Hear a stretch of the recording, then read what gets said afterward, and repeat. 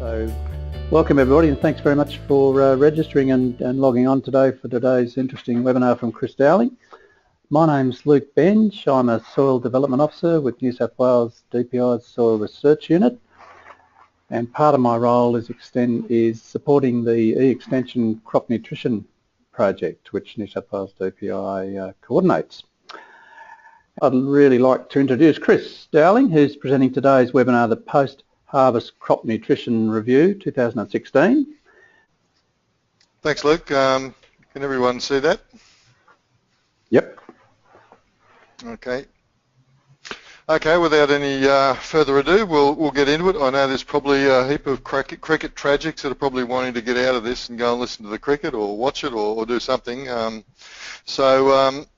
Yeah, this was a session we ran last year just to have a bit of a look at review of nutrition in grain and cereal and pulse paddocks, mainly just to start people thinking about what the residual effects of this year might have on plans for next year.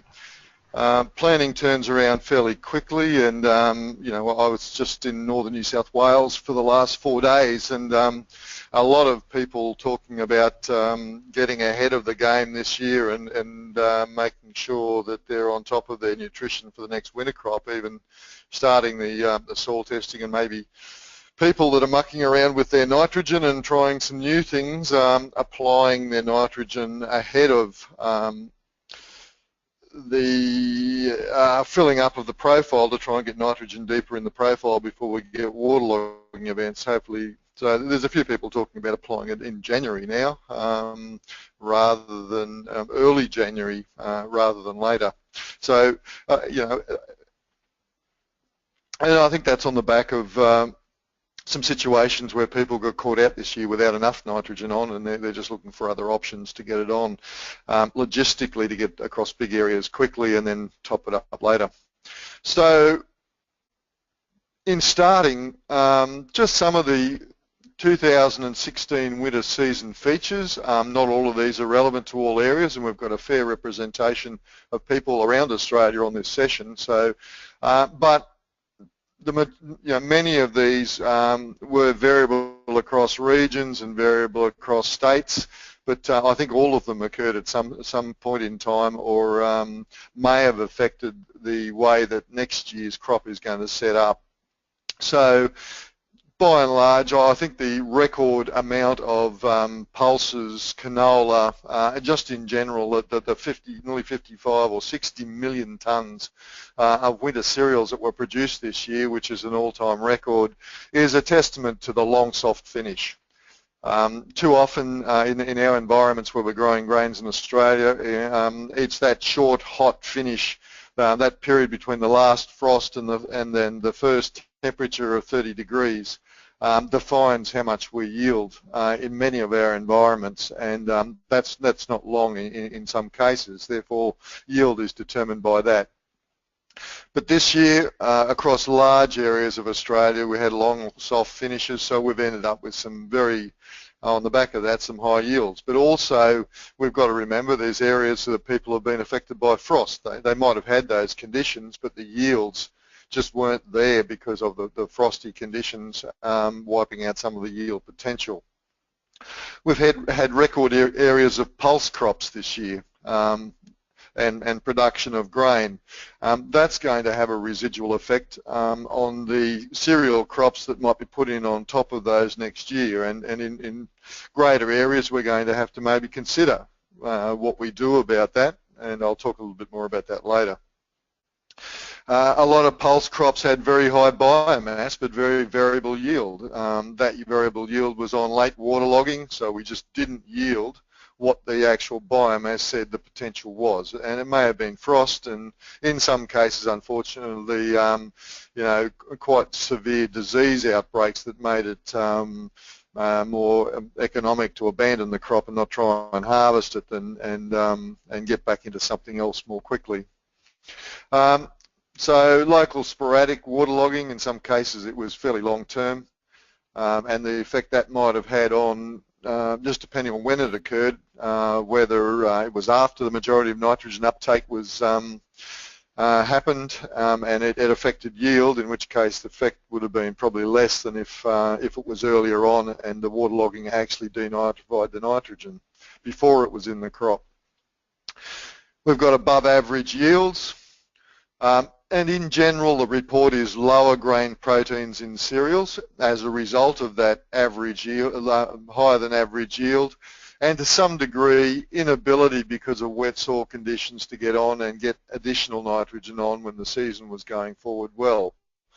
But that's not always the case. I've been talking to a few people that have just commented about the seemingly high yields and high proteins, and in some cases, you know, very high yields of barley and still not getting malting quality because of high protein, and just what happened there. And you know, the obvious thing is, well, obviously the efficiency of uptake had changed in some way rather than the quantity of nitrogen that was available, and that's something to bear in mind, and I'll talk a little bit later. Record high yield contents in canola, and that would suggest probably lower protein. But I imagine the total nitrogen uptake was very much the same, even though the protein in the grain was lower. The yield was up, and the removals have been on par with what you'd expect. Lower than long-term average N and P fertiliser prices, and I suppose that comes into effect. What's going to happen to that next year? The current feedback I've had is to say that it might firm a little bit into the new year, but certainly no significant rises back to where it may have been in the long-term past in the short term. So, but on the back of that, lower cereal grain prices have been part of it, and you know, the combination of those two is going to affect the way that we might go forward with nitrogen strategies around the economics of using fertiliser.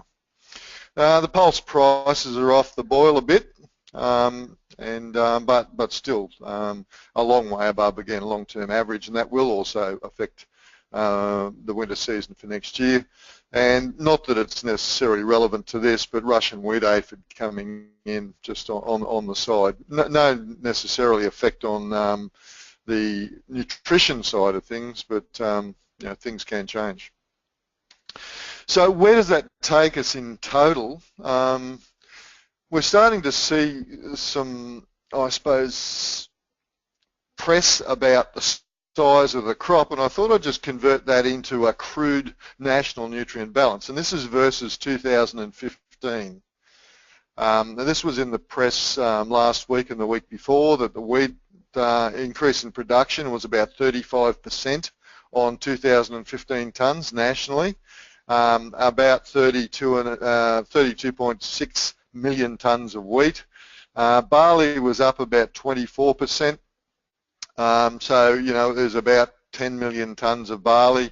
Canola up 22%, up to about 3.6 million tonnes produced. And chickpeas up 21%, so about 1.2 million tonnes.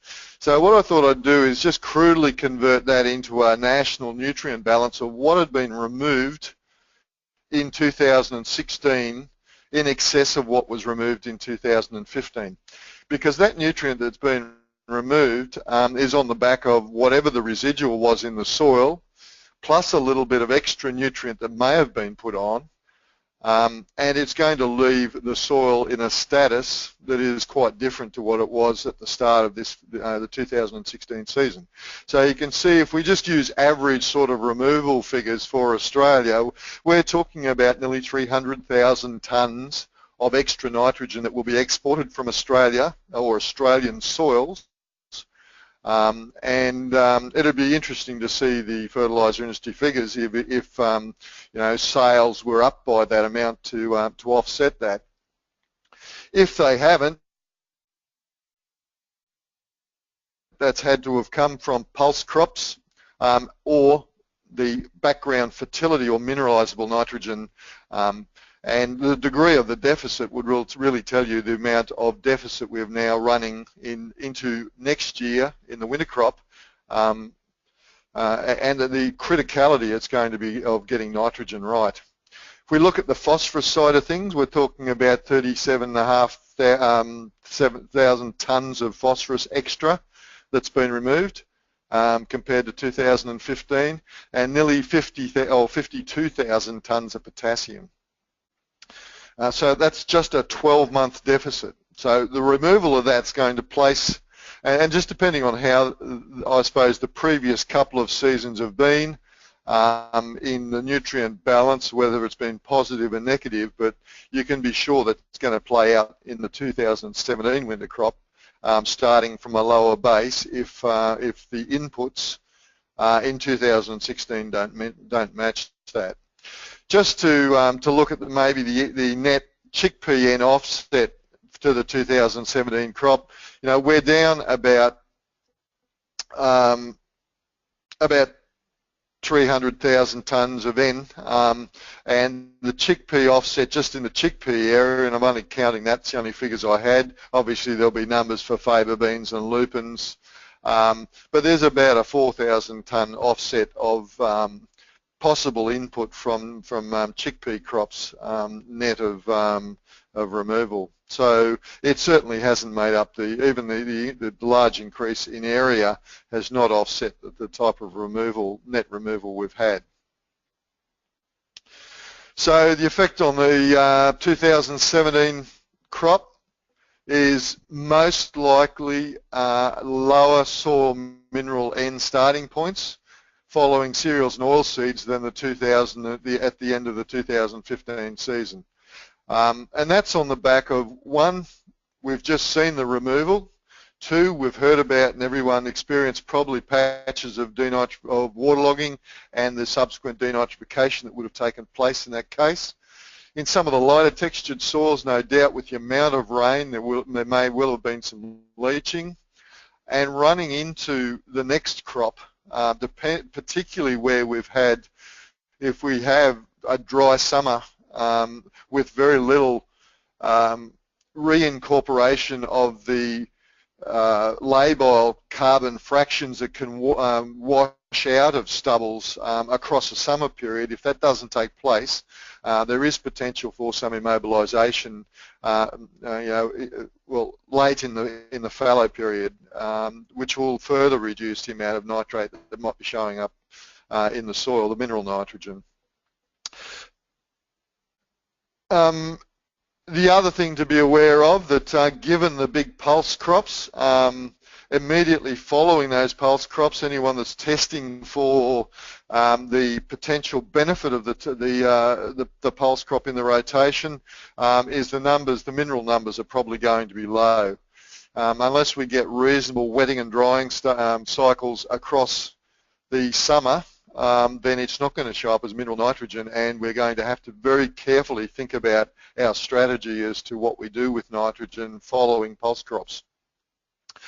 We've had higher than average removal of most other nutrients, although in a lot of cases with P and K and sulfur, we've got reasonable banks there from a number of years of drier conditions prior to the last couple of years, so they're probably not as critical, but the nitrogen one next year is going to be very, very critical to make good decisions. And on the back of that, I suppose one of the critical things is selecting a nitrogen. If you're testing for nitrogen, select the timing and your application strategy, particularly after failed 2016 pulse crops, or those that didn't really live up to the potential or the dry matter potential that was out there in the field. One of the things that we need to recognise, we're talking about that nutrient removal. This is a study in northeastern Australia, in the grain belt northeastern Australia, is that there is variability in the amount of nutrients that are removed in the grain in various crops, between crops, and even within crops. And these are a set of data that have been from NVT trial sites mostly, and a few other experimental sites where grain nutrients been measured, and it just shows you the variability and, you know, a few of the things, the features that that relate to some anecdotal tales around removal that get around that, you know, that say chickpeas is you know, a bigger remover of phosphorus than other grain crops. Well, in reality, in this environment, and there may be some sample bias, but barley appears to be in kilograms per tonne across the bottom here, and this is a cumulative frequency distribution which tells you what the range is and how frequently, so 50% being here. You know, barley's removing about 3.2 kilograms per tonne, and wheat in this environment is removing 2.5. So there's quite a bit of difference, only a kilogram difference in per tonne of grain being removed between barley and wheat across those sites. And also, even within a grain type, you can see there's a large in phosphorus, there's up to 400% variability between the lowest removal site and the highest. So, you know, when we're talking about grain removal, we use an average figure, but if people are basing their recommendations on removal, you should know a little bit about where the soil types and production systems you're in sit in relation to those average figures, or you could be either mining or loading soils without being necessary. When you become that's the phosphorus scene. You can see there's no doubt this is chickpeas over here. It is very different to the cereal crops which are over here, sorghum, barley and wheat. So tonne for tonne, pulse crops are generally taking out twice what a cereal crop will do, and given we're getting up to 60 to 80% of pulse crops yielding 60 to 80% of what grain crops have yielded this year, there has been a large net export of potassium. And this is, I think, starting to show up as pulses become more frequent. We're starting to see the tip of the iceberg with potassium across a range of soils now. It's just becoming more frequent. So it's a one to keeping watch on. The feature of this one is you can see there's not much difference in the range of potassium. If you use the average as a replacement value, there's not much variability around that, so you're probably pretty well spot on, but be careful with that with phosphorus. Sorry. Sulfur, again, sorghum is low. Sulfur is very similar for wheat and barley, and a pulse crop like chickpeas takes out about 50% more than the other crops. So, you know, in doing budgets, just be careful that removal is not a constant, and just understand what the numbers are for your district. If you've just been using averages, it can be a little bit dangerous in the longer term. Just in reviewing what happened this year against what might happen next year, it doesn't hurt to go and do some end-of-season benchmarking and run a few numbers and assess some of the seasonal nutrient use efficiency ratios. And this is a list of probably the most common ones you can do, and those that have some reasonable benchmarking numbers against what is good and what's bad. The first one there, partial factor productivity, is just the yield divided by the rate of nutrient that was applied. Very simple, you know, 2 tonnes, 50 kilograms of nitrogen applied, a partial factor efficiency of 40 kilograms of grain per kilogram of N. We have national and international benchmarks as to what's good in there, and it's just a good benchmark as to, you know, where am I within the range. Being too high in the range, probably a bit skinny on the N, and we've maybe used some of the soil residual or the mineralisation capacity of the soil and overdone it a bit that end. Too low, where possibly you have gone a bit heavy on the nitrogen, or we're just not getting the efficiency for some reason. So too low, you've got to start to look at other factors. Is it nitrogen, a nutrient resource? Is it soil physical that are restricting our response to nitrogen because it's just not in that region. These other ones take a little bit more measurement. This one can be done very, very quickly on the back of an envelope just from knowing the yield and knowing the N rate. These other ones generally, or particularly agronomic efficiency, is looking more particularly at the nitrogen or phosphorus response. In other words, you've got to have a zero strip in to actually get at the agronomic efficiency. So this is the amount of yield increase for a amount of nitrogen applied. And that can be also converted into dollars because we can turn the kilograms of grain into dollars in grain and dollars return, and then get some sort of economic index as to whether we're making reasonable money for the risk and the money outlay from the nitrogen we're putting out there.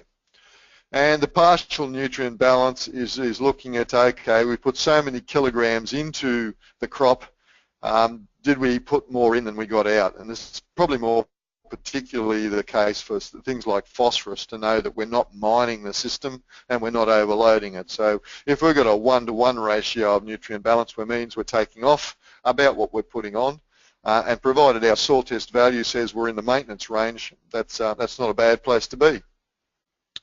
If our soil test is in the responsive range, then a slightly positive nutrient balance doesn't really hurt in that sort of situation.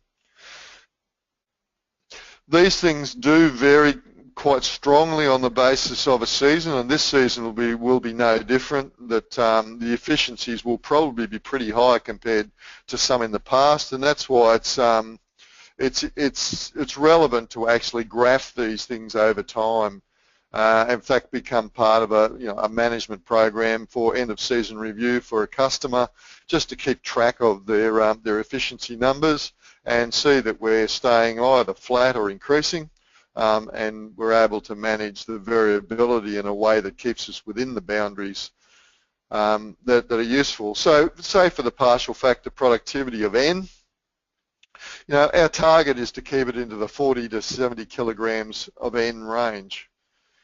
Less than 40, suggesting low efficiency, and we should be going looking at one of the 4 R's factors, rate, product, timing, placement, to see whether the nitrogen strategy is not right and we're just not getting the number of kilograms of grain per kilogram of N applied that we should, or we start to look at external factors such as phosphorus, might be physical factors, or is it just something in the season? And certainly above 70 kilograms of grain per kilogram of N, it's high efficiency, but that can be on the back of mining background soil fertility. From an economics point of view, a bit of I suppose a change from 2015 to 2016. This is a scenario for 2015, typical urea price of around $1.50 a kilogram of N, about $6.90 for urea, and the wheat price range last year probably varied from based itself around $300 a tonne, but varied from $350 down to $250 depending on quality. So you can see the break-even point for putting a kilogram of N on was probably around 4 to 6 kilograms of grain per kilogram of N was break-even. At a ratio of 2 to 1, in other words, getting $2 back for every kilogram of grain, we're in the range 9 to 12. So I suppose the concern in 2016 that grain prices came off quite considerably and we're very much in the $200 to $300 range for grain prices as it sits at the moment. But the urea price has come off as well, as most people will know. What's the balance for this season, the way it's turned out? And in fact, what we now know is that really nothing's changed, and in fact, this year, particularly for those people that were able to gain premiums, the nitrogen price has come off more than the grain price, and it is just as economic, if not more economic, even with low wheat prices, to use nitrogen where you've got a responsive situation. So just pays to bear in mind what that relativity is to understand I suppose, the risk profile of using nitrogen going into the 2017 situation.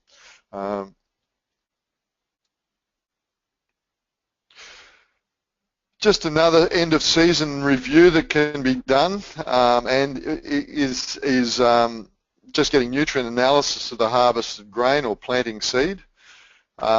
It has multiple uses. One is to actually decide or get some sort of benchmark on a particular farm of the amount of nutrient that is being removed per tonne of grain, and using that as part of the budget. But for some nutrients, it is quite a reasonable assessment of the nutrient adequacy of the season. And the other one is probably a minor use, is the suitability for seed, particularly in relation to the nutrient content or the nutrients that affect the seedling vigour. And just some numbers there on the typical trigger values. I don't call them critical values. They're just trigger values where there's probably a little bit more investigation required as to maybe the numbers are a little bit low, and having looked back at the season and the soil tests and deciding whether something needs to be done next season about a particular nutrient. And just over on the side here, I've just put a conversion factor to take it from these percentages that we might use as trigger values to nutrient removal. So less than 1.6% nitrogen is basically saying that 1.6 becomes 16 kilograms per tonne of removal if it was at that level. So, you know, 16 to 5 kilograms and so on. As far as milligrams per kilogram to grams per tonne, they're the same numbers. So, you know, you can see the trace elements there for, say, for zinc, you know, 20 grams per tonne of removal going on there. So, if there's been a few unusual things happen across the season, and it's just another way of getting a handle on possibly what went on. Best use is probably for things like nitrogen and sulfur in particular, and the N/S ratio is quite diagnostic. The others probably not as strong in your ability to interpret them, but there's some guidelines there as to what we should be looking for. What I'm going to do next is just go through the major nutrients of concern and what the issues are and some of the considerations it may bring up next year. And Luke invited everybody to possibly write down areas that they might want some extra information, either early in the new year or during the time you'll be making these decisions, and we can expand out on some of these topics during those if it's desirable. But the issues, as far as nitrogen, I think I've started to highlight that in the seasonal review, but mostly the bucket's empty. The mineral soil nitrogen concentrations, for one reason or another, is going to be at bedrock bottom this year, coming out of the last crop, and probably, but not all in all cases, grain protein in cereal crops in particular is going to be the thing that we'll need to look at closely to judge where we might need to soil test. No one wants to soil test every paddock, and I would suggest that those ones that have had very high yields and low protein, particularly those significantly lower than 10%, we're probably looking at just saying the bucket's empty. We're just going to have to go forward with very little residual nitrogen going into the next crop. Cereals and canola crops on pulses, this is going to be the hard one because it will depend on the summer weather and just what happened to that pulse crop as to what the residual effect's going to be. And there's probably a few strategies that around the level of yield and the harvest index, or the relative relationship between the biomass that was grown and the amount of grain that was removed, as to what that classification might be. In some cases, it may be very little because the grain took off most of what the plant was able to scrounge out of the system, and in other cases it's going to be quite considerable. And we've already had one instance in central New South Wales where failed chickpea crop's gone into a summer crop, and yeah, the amount of nitrogen that's come into the system is just unbelievable. To the extent that's affected the establishment, just like urea would with the seed of other crops. So we're going to have to be careful of that one. Frosted crops, then how much of the nitrogen maybe come out of the stubble of those? With frosted crops, we've got a higher nitrogen concentration left in the stubble than we would have of other crops because it didn't go to fill grain, particularly if the frosting was early on before grain started to fill, which means there's going to be a different scenario in those crops that it would be that are filled with grain as far as the value of what's coming out of the stubble. The question mark around the stubble levels and the effect of stubble burning in autumn. And there's quite a few people starting to think about just if we've got to do that to get the next crop in the ground, when's the best time to do it? And I imagine the answer is as late as possible, allowing any summer rains to wash soluble nitrogen compounds that are in the stubbles out and not have them actually consumed in the burning operation. So, but there's issues around that. How do we handle the stubble? We've got to get the crops back in, but we know we're going to lose nitrogen if we burn it. When's the best time to burn and how? And the other one that's coming up is because of the logistics of getting tines into the ground with the high stubble loads, is it all right to broadcast urea, and what about the losses and what's the best way to go around it? Now that's there every year, but it is growing because of the logistics, and particularly for next season with the stubble loads and not wanting to lose moisture that's there now as a result of the residual of last season, and secondly getting tines through stubble loads and getting it under the ground and getting it into the crop early. So yeah, there's some real sort of challenges around getting nitrogen on, or people thinking about how we're going to manage nitrogen next season. In thinking about some of the challenges that have appeared and some of the unusual circumstances this season from a nitrogen point of view, I suppose this is the matrix that we have to deal with every year in thinking about nitrogen and why we get the outcomes we do. From a demand point of view, we've got yield and concentration that determines, by and large, determines what the demand side of the equation is. But I think I've certainly had to rethink about the supply side of the equation, because a demand is a demand. If you've got you need 100 kilograms to fill, it's got to come from the soil with a certain amount of efficiency. And some of the variable results I think that have happened this year, unexplained high yields and high proteins, when other people have been high yields and low proteins, and other variability, is coming from a variation in the soil supply efficiency, not necessarily the quantity. Things like the humic fraction mineralization of nitrogen is relatively stable because our humic fraction is a large pool of nitrogen that's turning over very slowly. Possibly 2, 3, 4% of the nitrogen that mineralizes in a year comes from that fraction. One of the other variables is the labile fraction, and this is probably relates to the amount of nitrogen that might appear from the breakdown of the last 3 crops. Commonly we throw those together and call them the mineralization fraction. One of the things that's going to happen that's a little bit different, and it's growing, is because the pulse area is increasing, we're getting an increasing labile fraction compared to humic fraction. And that's going to create some variability around the size of the amount that comes out following the next crop. The other 2 areas are the soil mineral N, which is residual mineralization, and residual soil nitrogen, applied nitrogen from the previous season. And by and large, when we do a soil test, we estimate those, and what the difference is between supply and demand is the fertiliser N we put on.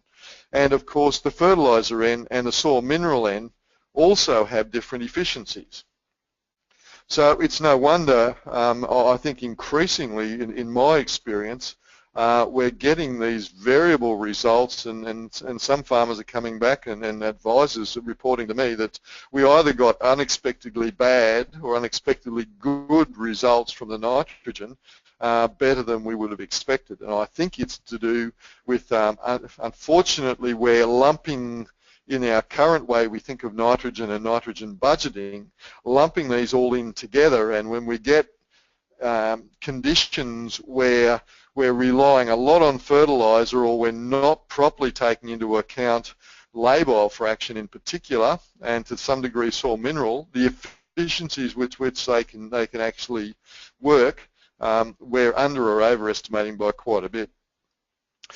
And I suppose we question the NANORP, the national greenhouse gas programs, as to what they've given to production agriculture and some of the other things that are going on. But this is a slide courtesy of Mike Bell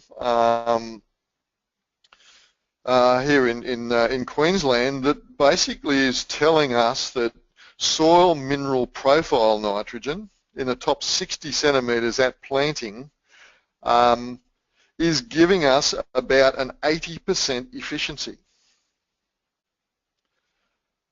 Not the 40 or 50 that we may be budgeting for, and this is where the concern is. So if we had a lot of mineral nitrogen in the soil, then our budgets are a long way off by saying that we should only give it 50% efficiency. In other words, we're going to underestimate the effect of the soil mineral N on supplying the crop. To take that to an example, if I just give all pools of soil nitrogen an efficiency of 80%, and I do that on the basis that if soil mineral nitrogen is 80%, then organic nitrogen or mineralisable nitrogen in crop from either the labile or humic pool is going to be equal to, or probably even greater, efficiency. If I take 100 kilograms of available N, which is this figure here, and then I look at what's the proportion of the soil N that's coming, of the nitrogen that's coming from the soil versus the amount that's coming out of fertiliser, these are inverse of each other, and the efficiency of fertiliser nitrogen, what does it do to the amount of that nitrogen that is actually available to the crop? So if we take a best scenario, the soil, of that 100, the soil's supplying 75%, in other words, a highly fertile soil with a lot of residual soil nitrogen, and the fertiliser we apply is at a high efficiency, 50%, then the crop will probably see 73 kilograms of the 100. In other words, it's 73%. If we take the worst case in this example, that a low proportion of the nitrogen is coming from background soil at a high efficiency, and most of it's coming from fertiliser at a low efficiency, and these sorts of numbers, 20%, is not that uncommon in some of the NANORP studies as to greenhouse gas, that we're only getting 20% of the fertiliser into the crop in the first year, then you can see we're down at 35 kilograms of the 100 has actually been available. In other words, we've got a 100% difference in the efficiency of that nitrogen depending on the source of the nitrogen. And no wonder we are seeing this year some unexplained very high yields and high proteins on the back of it. And when I've talked to the people about it in relation to this matrix, it's very, very common to have people that have side dressed, they've had a good residual nitrogen, or it's been on the back of a legume-based fallow, that we're ending up in these sort of efficiencies rather than down here. So I think for the future we've got to think in terms of just where is the nitrogen coming from, and take into account the proportion that's coming from the high efficiency nitrogen sources, and the efficiency of that's coming from the residual, what we have to apply as fertiliser. And of course, using good strategic fertiliser application practices, we can certainly take it from, say, 20% through to 40% efficiency of nitrogen in the fertiliser that's applied, which can make quite a difference, particularly down here. It nearly doubles, or it increases by 50% when we do that. So there's some thinking to be done about nitrogen, and particularly on the back of where we've got large pulse areas, just to this effect over here of what proportion of that nitrogen that's in the next crop's going to come from here at an efficiency that might be 2 to 3 times what it is if we apply fertiliser in an inefficient manner. I have to thank Mike Bell and Richard Daniels for this, because it sort of changes our view on application strategies. This is some work that Richard and the NGA group did that's come to light recently and has been presented.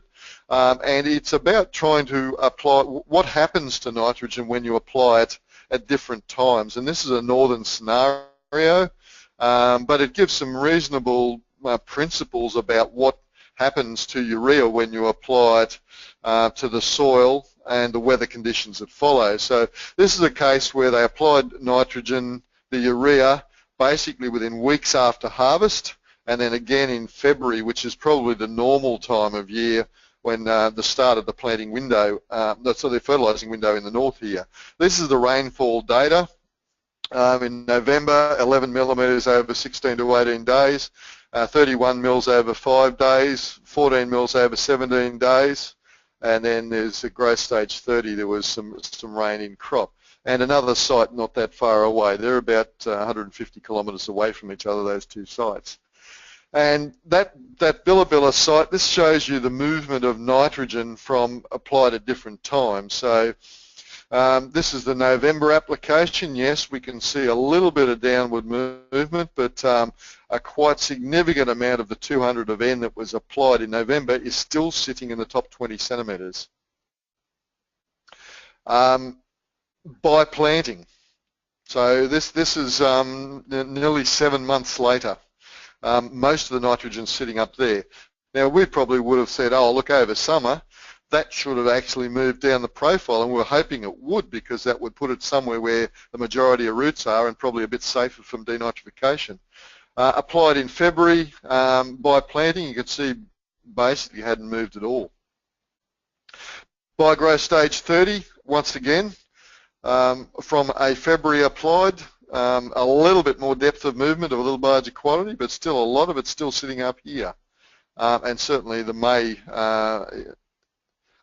application by June 30, sorry, by growth stage 30, really hadn't moved much either.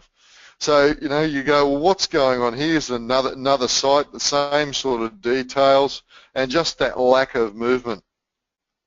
So looking at this, you'd say, well, if we apply it in summer, we're not going to get much movement into the zone where we'd like to see it from a root distribution point of view and a safety from denitrification, getting it out of that top 10 centimetres in the stubble layer. But when you go looking at this, one of the significant things was looking at the evapotranspiration and the way the rainfall fell. And what you can deduce from that is basically there was no net positive rainfall that should have made it leach. So I think when we're thinking about these early applications and where the nitrogen might be, it pays to match it up with is there any positive water balance in the soil that would make it move down, or is it neutral or negative moisture balance during the periods. And in this case, it's not unexpected when you look at the way the rainfall fell as to where the urea would end up across the season. Lots of small falls that had no net positive water balance in the soil. So that's going to affect the, the timings and our thinking on those particular soils, and it just goes to show the principles of water balance in relation to solute movement do work. The logic prevails, even though we mightn't like the logic that it's saying. I've just grabbed this off the Extension Oz crop nutrition site, and this sort of prompts the comments about legumes. And this is obviously a farmer comment that came in, and what he's saying is looking like $100 per hectare better off, higher protein, lower cost, 15% yield increase. And on that, on the back, I just started harvesting this thing paddock. Looks like the lentils help. Sorry, the lentils really help the wheat. No urea, better yield than a monoculture, nice surprise. Given the extra area of pulses this year, that's going to be something we've got to take account of. And I think the challenge, as I said when I was summarising earlier, in the legume end challenge for an advisor next season is there's various strategies we can take in relation to deciding about how we're going to account for that nitrogen. One of them is to ignore it and bank it. In other words, just go on and do whatever you were going to do anyway, and hopefully the residual nitrogen either tops up the yield if the season's a bit better, or it tops up the protein if it's a little bit better. That strategy is a little bit risky, particularly where we have the chance of a large amount of nitrogen becoming available because of a failed legume crop, because in that situation it could tip us over the top into pinch grain and all sorts of excess nitrogen problems by ignoring the nitrogen from the legume and adding what we're going to add anyway. The other one is to include and save. So we include the nitrogen, the legume benefits into the nitrogen program and save the nitrogen we would have put on as fertiliser. A lot of people are saying, well, why would you bother? Particularly in those marginal nitrogen situations with the amount of legume nitrogen might be available, because fertiliser is relatively cheap at the moment anyway. And the other one is to watch and wait. So on the back of an assessment of what the legume might provide and the weather conditions that might mineralise some of that either early in the season or across the season, just play the waiting game, use assessment tools, and then intervene when and where it may be required based on till accounts or plant tissue analysis or something else. In doing this and sorting through this legume challenge, there's a couple of things that have come to light that in some ways are frustrating, because this is a really good story, but the terminology that's out there is really, really confusing as to what the benefit to the next crop might be. So, we've got the terminology N fixed. Well, to me, that's the amount that the actual legume fixed. And really, the crop that's following it really couldn't give a fig about how much was fixed. It's interested in the total amount of biomass N that's available. It doesn't care whether 10% of that came from fixation or whether it came from soil mineral nitrogen. So in an agronomic sense, the fixed N is just a nice free N, but it's got nothing to do with the amount of nitrogen that might come available from that legume crop to the following one, particularly in a cereal or pulse. So when you see fixed N, we really need to say, is that the amount of biomass N that's available from the crop, or is it really fixed N, in which case it could be an underestimate of the value of the N that might be in the next crop.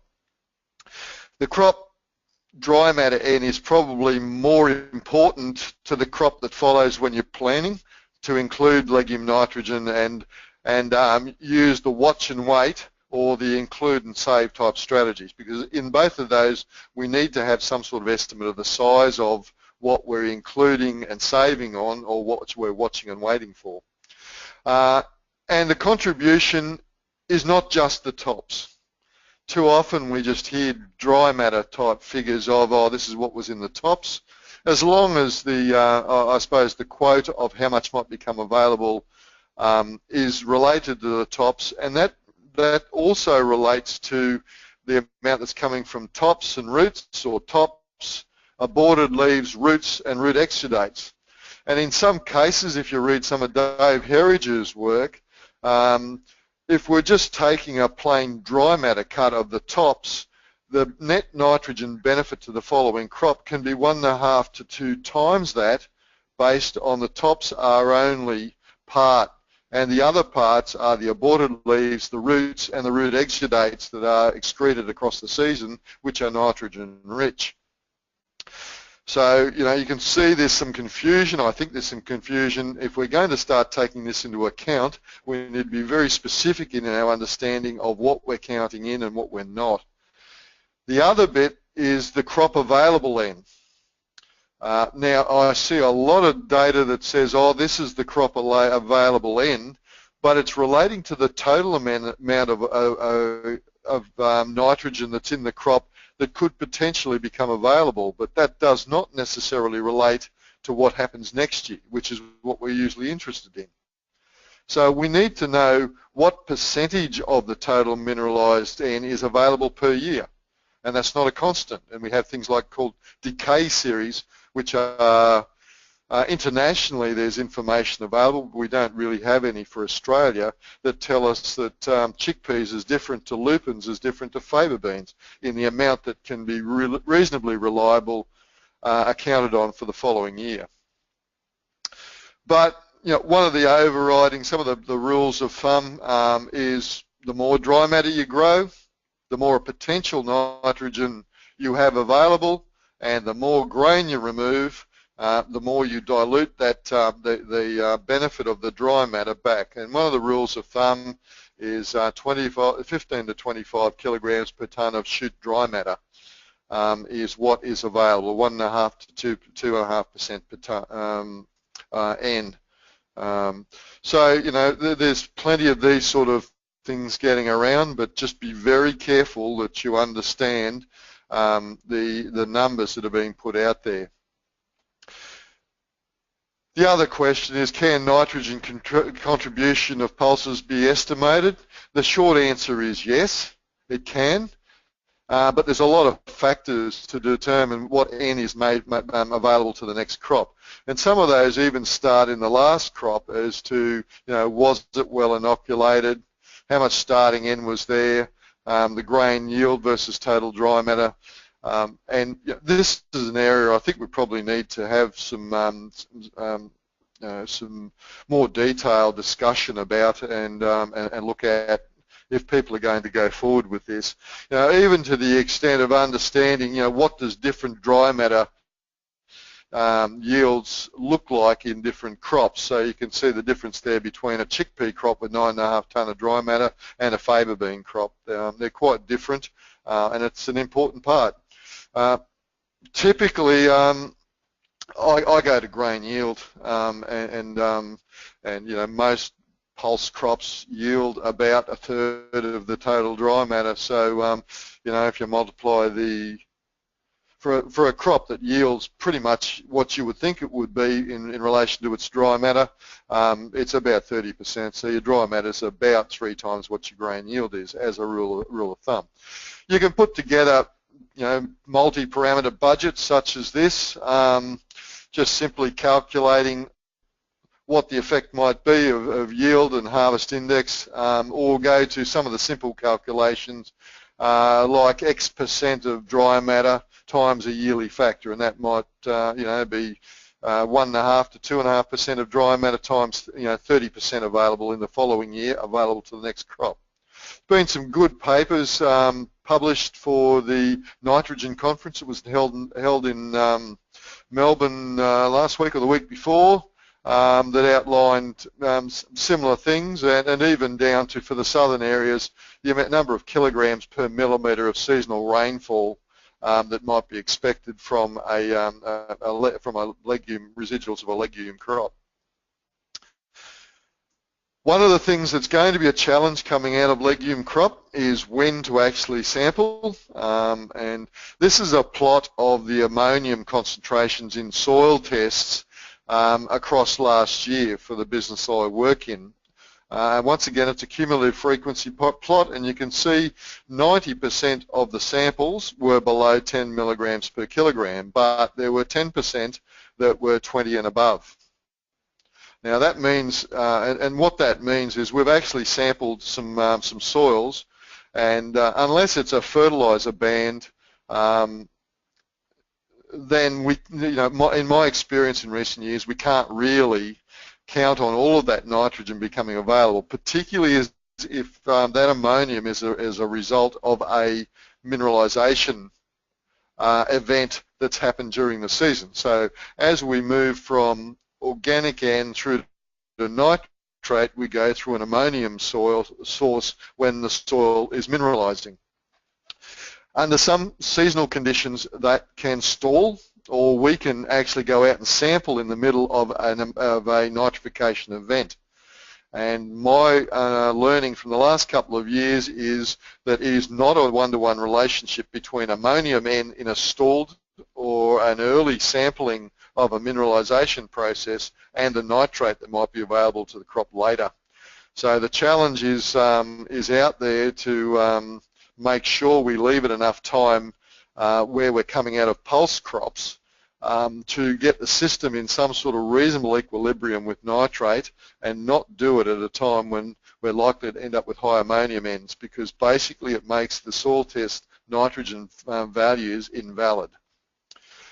We did write a paper about this earlier in the year and explain what the causes might be: incomplete or stalled mineralisation. Someone sampled through a fertiliser band, subsoil acidity and clay fixation. Sample conditions in transit can cause a high ammonium, or contamination from some source. But one of the ones that is a concern, we can probably eliminate most of these things by the way we go about it. But if we end up with, the suggestions are, if we end up with this sort of event taking place, then really it's a resampling situation where we've got really no idea what's going on, as to, give it some more time. So, and this has been a feature of the last couple of seasons. From some districts, we're just getting these 20s. We're getting nitrates down below 10 and ammonium's above 20. And when you go back later on and it's settled down, if you do the calculation of total amount of soil available N with a high ammonium, it does not relate to the figure you get later. So it's one of those challenges. Moving on to phosphorus. I suppose across Eastern Australia, largely this subsoil application of or deep banded phosphorus has been across the news, as has also anecdotally, speaking to some people in southern areas with waterlogging, higher than expected phosphorus response to higher rates where they've done some trials than previously expected. And also in the deep P trials, just some observations, because a lot of them haven't been statistically analysed, is, and there's been some photos around of just the recovery rate of previously waterlogged pulse crops where fertiliser phosphorus had been put deeper, has been far better than the areas surrounding it. And even farmer experience on between paddocks where that's happened. So there's more to this deep banding of fertiliser than we necessarily know, and I suppose we're going to learn as we get more different season types coming through. But this was one of the seasons where we expected it possibly wouldn't be as good as we thought, because we had access to the surface soil more regularly through more regular rainfall during the season. But that hasn't necessarily been the case. Responses in pulses have been quite stark, particularly post-waterlogging with deep application. As I was saying, in some of the waterlogged areas in the south, responses to higher rates. When you would expect that in wetter season we tend to get a dampened down response, because the dryland crops are accessing that nutrient-rich surface layer. And just a little bit of speculation, and I spoke to Mike Bell yesterday, and we're probably thinking the same thing, that in areas where the subsoil's been wet for a lot of the season, then there's been more reliance on the fertiliser than soil available P, because of restricted uptake because the restricted root system via waterlogging, then it's been more responsive to applied P in those sites. So it's been a different season. It's been one of learning and some benefits from phosphorus that were unexpected and probably bear a little bit more investigation. So as I showed earlier, above average removal and related to yield, possibly in the short term not a problem, because I think largely soil test values over time are showing that the average concentration of the soil's probably moved up during the millennium drought to levels that are either maintenance or above maintenance, and a season of over extraction is probably not going to hurt if we go back to our normal rates. We'll just take that and bank it. But it's something we've got to take account of should another one come along. There's been large responses to DP, in some cases, and larger than expected results in very wet soils. As I said, crop demand versus root depth and density. And a lot of what I suppose what we're now starting to understand about variability in P response is coming down to the interaction with roots. And this is some diagrams that is via Chris Guppy at UNE, and it's starting to explain some of the species response or difference in species response and even seasonal response within a species as to why things can be quite different from one season to the other. So you can see in this case the wheat, an application band of P, and the response of the wheat root system increasing in its density to extract that higher P demand. Whereas in chickpeas, yes, there was a little bit of extra root length generated, but the actual number of hair roots is nowhere near been invested what a root of a cereal crop would do. So that's going to drive responses or different responses in different crops, and taking that on board is important in understanding placement and those sorts of things in the future. So the deep P stuff seems to be that's happening here in the north is being reconfirmed around this matrix, and an emphasis on probably in fallow systems where you don't get regular re-wetting of the surface, and that even might relate to some of the southern environments, the drier southern environments. This 10 to 30 layer is just so important in determining response to the more immobile nutrients, or those that are required diffusive uptake, in particular phosphorus. So understanding the relationship with what's there at depth and how easily is it available, and is any residual slow release P there, particularly in our calcareous soils with the acid extractable BSESP.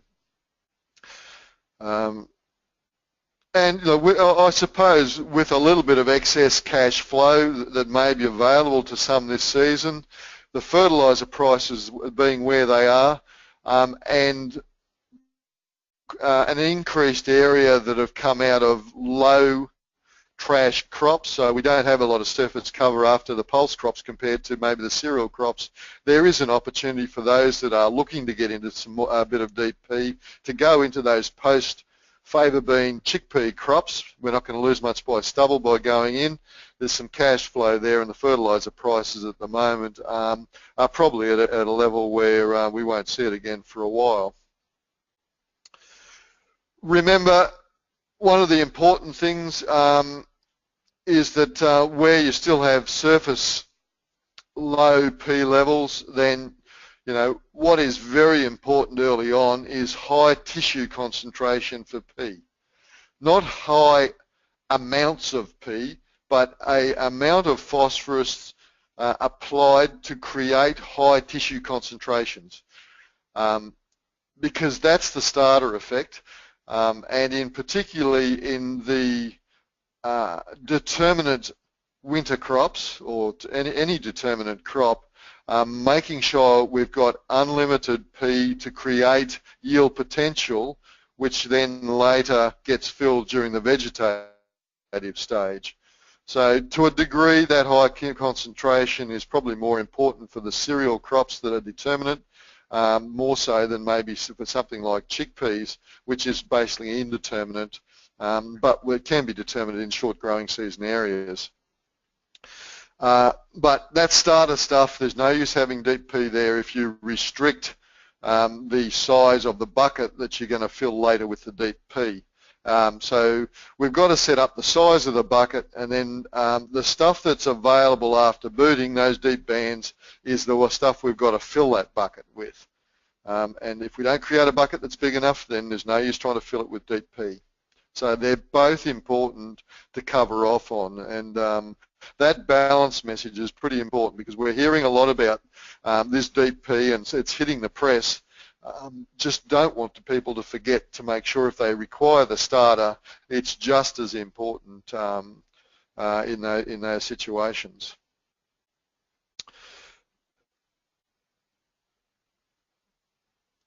And, you know, I suppose the idea of this graph is just showing that grain yield, if we don't if we don't fill it, we don't get there. So you can say that the grain yield's either a function of P availability or it creates. So is it being pushed or being pulled? Doesn't really matter. There's a direct relationship between the grain yield and the amount of P that needs to be available. And really, only 10 to 15%, that's why concentration is important early, because only 10 to 15% of the final P that's going to be in the crop is basically taken up in the first 4 to 6 weeks. After that's when the demand comes on. But concentration early, quantity later. And that's what we've got to concentrate on supplying through our phosphorus tactics in the crop. So from a phosphorus point of view, low soil P is a limit to productivity, and there are some new protocols around, and that 10 to 30 is pretty important across a wide range, not just the north, or areas just not the north. Possibly need to manage it across the rotation, and that's why I said this year where we've got a high proportion of pulses with probably the lowest ground cover, it's important to consider if you're going to get into deep P and disturbance, it's probably the best one to get into, and we would want to be thinking about it probably in the next couple of weeks if you've got some moisture in the zone that you should be applying it into. And the other one that we're going to not forget is, particularly with nitrogen, is to not forget that if you're going to get a 15 or 20% increase in yield, which is quite common with this deep P, don't forget to bump the nitrogen rate up. And the other one is, if zinc's marginal, have a think about the zinc, because there is a direct interaction with those two nutrients. I was lucky enough to catch Nigel Wilhelm yesterday and give him try and get an update on what he's found this year about trace elements. You know, there has been quite an expansion of people using trace elements, and there is a GRDC project looking that finishes up this year that was having a look at whether our farming systems in Eastern Australia are making things more susceptible to the requirement for trace elements, or whether it's just something else. So Nigel's messages from the science side of things, from his environment, Nigel's based in South Australia, and they've found that fluid delivery at seeding is an effective and efficient and effective way to deal with it, particularly in the calcareous soils. Same deal with P. For zinc and copper, they've just found that fluid delivery where you've got restricted diffusion from dry products is highly efficient to get responses to soil applied. He did a heap of work with foliars in cotton and only found sulfate forms lifted the copper in the grain. there were some issues going on, or some science going on around trying to understand why different forms of copper were not being taken up. And I suppose that the most conclusive one is that current guidelines haven't changed very much. In other words, the farming systems that we now have, and zero-till and herbicide spectrums and varieties and all those things that can change trace element response, don't seem to be heavily changing or challenging the way we understand that trace elements should be applied, or when they should be. His messages to industry has been there's no avalanche of rampant deficiencies. It's still the usual suspects and localised problems. And the likelihood of running into trace element deficiencies is about soil type and environment, and is not necessarily related to our more modern farming practices. So it's not growing as a result of what we're doing and the way we're producing it. He was concerned there's a lot of misdiagnosis of deficiencies, and was very, I suppose, scathing about the current value of soil tests. His comments was there's too many gaps and too many creative interpretations. And then there is a business case for research to maybe look for some better soil tests to fill those gaps, or to abandon soil testing altogether and use other things to decide whether trace elements should be used. And on that basis, why was the lack of response to trace elements? Last season, Nigel had one site that responded to copper, and the sites were selected on the basis of soil test guidelines. And he's had a range of sites again this season that he can only make, I suppose, general comment about responsiveness this season, because they either haven't been harvested and they're based on dry matter cuts, or visual observations of what happened across the season. And his comment to me yesterday about this season was, even though they used more stringent guidelines around soil tests and responsiveness based on experience from the previous years, he is doubtful whether one of those will have a significant response. Oh, sorry, there would be one site that responded to copper strongly, and the rest of them have been able to get no response. And that's probably over the 2 years, probably 20 sites and probably 2 responses, based on soil test selection primarily. So what is the lack of response related to? Basically, soil supply is adequate to meet demand, even though soil tests are saying it's not. So that sort of says current soil and plant tissue guidelines might be inadequate, or our skills in understanding the interpretation of what research has said in the past is inadequate. Our decision support tools and flexibility and accuracy are a problem. Efficacy, that we may have used products that are just not giving us the responses because they're not the right products.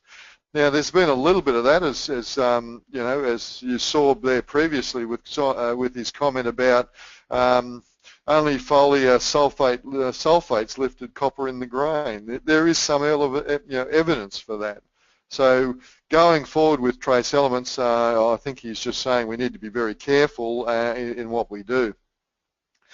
I've done a little bit of a look at the different methods of extracting soil trace elements and the critical levels, and there's a few areas of concern there around just currently what we're doing, if not moving into areas that we might do things better. But the most common extraction method for trace elements Australia-wide is DTPA, and we do the full range other than boron via the DTPA method. And we've got various critical levels for those nutrients, and we'll take zinc as an example. Generally it's divided, anything that's lower pH, 0.3 is the critical level, and 0.8 for the alkaline soils. But I have come across instances where people are using 2 to 6 for a DTPA extraction. In other words, they're using an EDTA calibration for a DTPA extraction. And of course, if you use 2 to 6 as a calibration level, you're going to put zinc on everything and then nothing's going to respond, or very few are going to respond. So we've got to be careful in our reading of these things. Sound the same, but they're not when it comes to critical levels.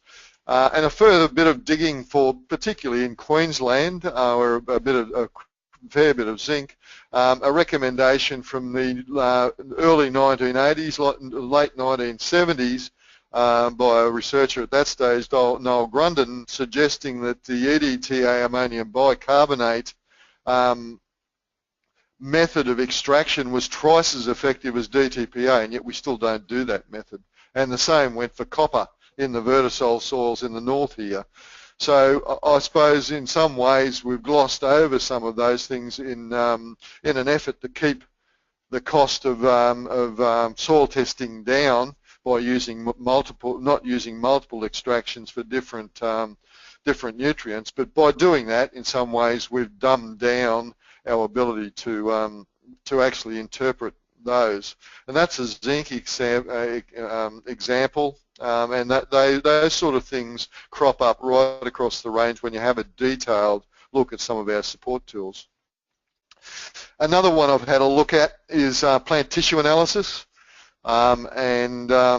People that are using a single critical value for youngest expanded blades and whole tops, and this is a zinc example as well, across the full range of sampling periods from GS14 to GS50, you can see this is the relationship for zinc in the international and Australian literature for critical levels across time. So at Z14 it's up around the 30 odd.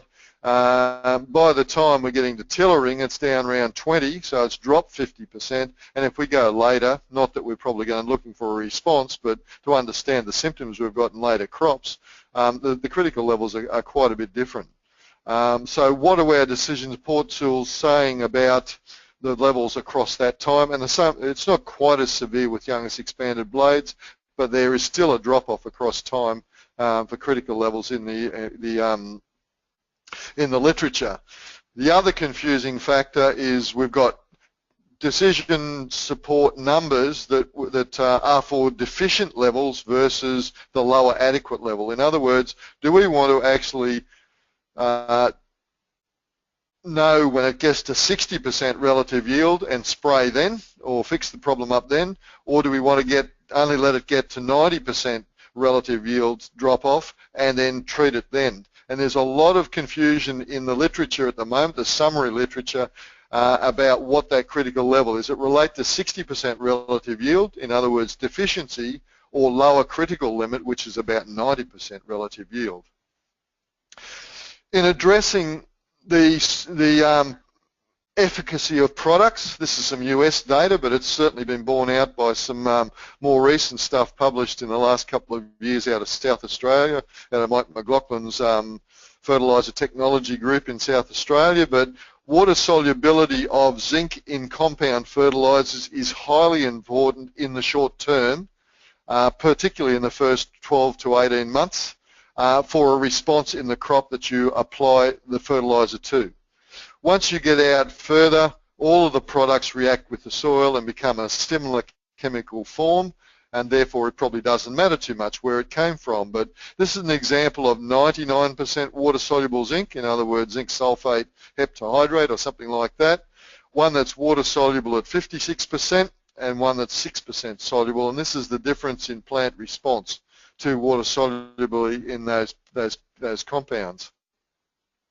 This is another couple of studies out of the States suggesting, zinc oxide, zinc oxysulfate, 40% water-soluble zinc, and right out to nearly 100%. You can hear, and the dry matter production related to water solubility.